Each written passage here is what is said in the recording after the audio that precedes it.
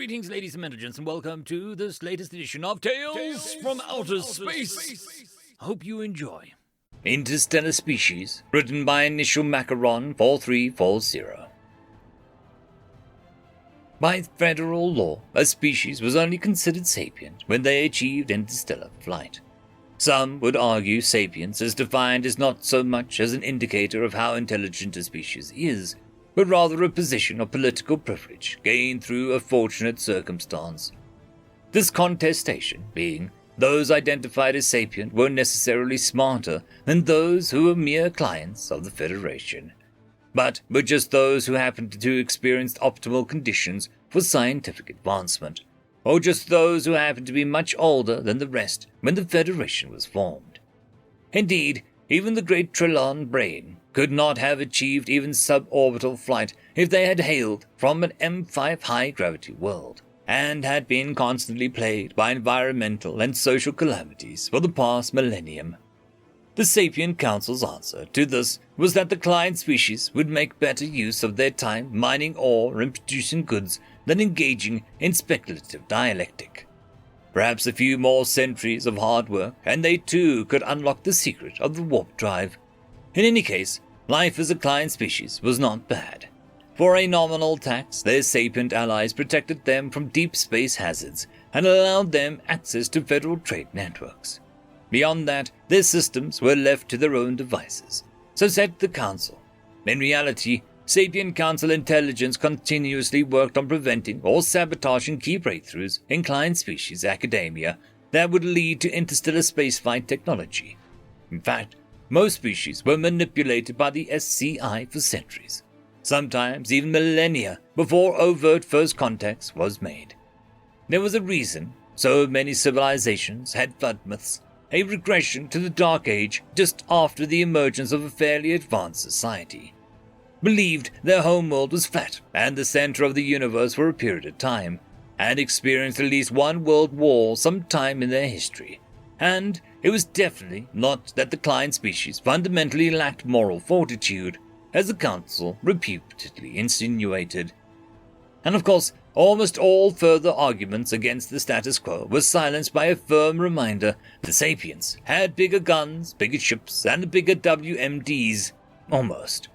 There's always one.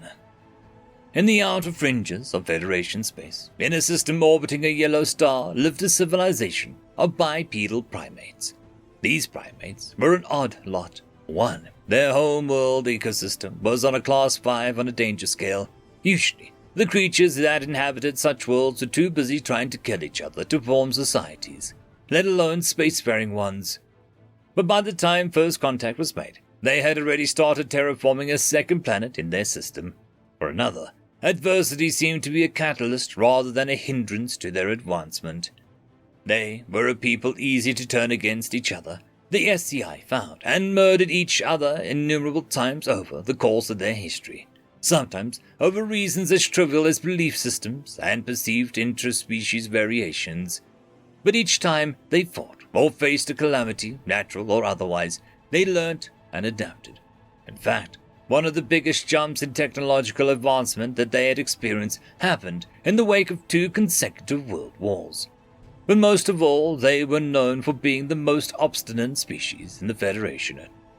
From the moment of their joining the Federation as a new client species, they had their own ideas of how the system should work, and were the loudest voice asking for the recognition of client sapience. For decades, they organized petitions, publicities, and protests, until finally, after only 53 years as a member species, they chose to leave the Federation. Soon after their departure, the Vol Hive Fleet conveniently tore through their system, consuming all of their worlds. In the decades that followed, the extinction of the humans and the primates called themselves became a cautionary tale, warning against those who would rock the boat too much.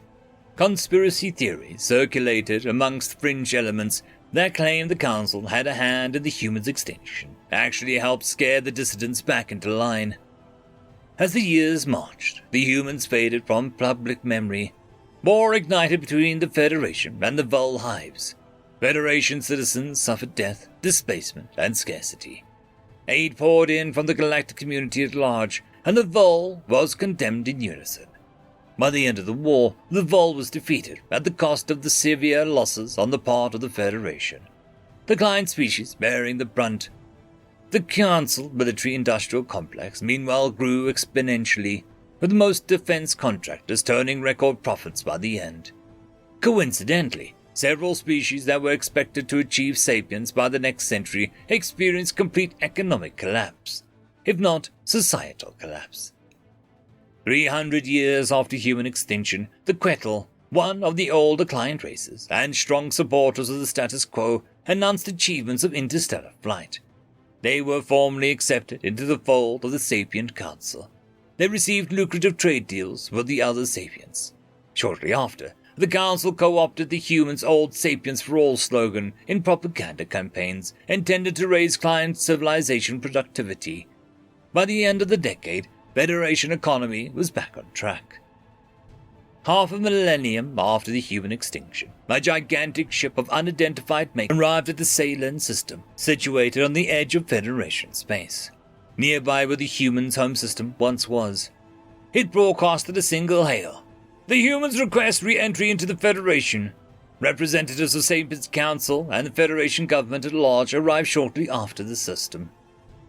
The Federation learnt that while the human world really was destroyed by the Vol, a sizable fraction of humankind escaped the destruction in the gigantic vessel that was as much off-world habitat as it was a spaceship.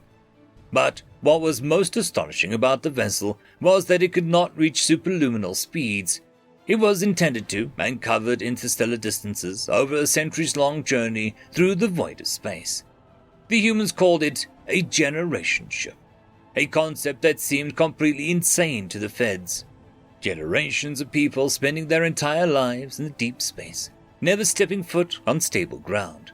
The ship itself was titanic marvel of engineering, with a hull spanning more than 100 kilometers in length and containing decks upon decks of living quarters, food production modules, fabrication units, power plants, and everything in between.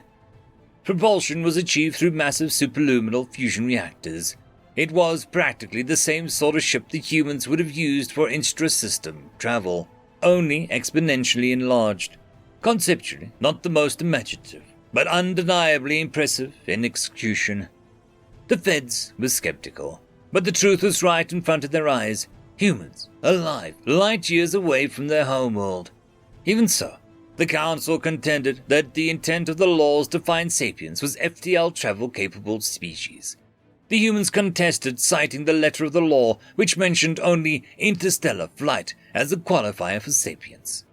Federal court got involved, and with the entire galaxy watching, ruled in favor of the humans. Ironically, the law stated interstellar flight, not superluminal flight, only because the Council wanted to raise the bar for sapient recognition beyond species capable of short-range superluminal flight. But all the same, while the humans were formally recognized as sapiens, the other sapiens weren't obliged to give them the secret to FTL travel.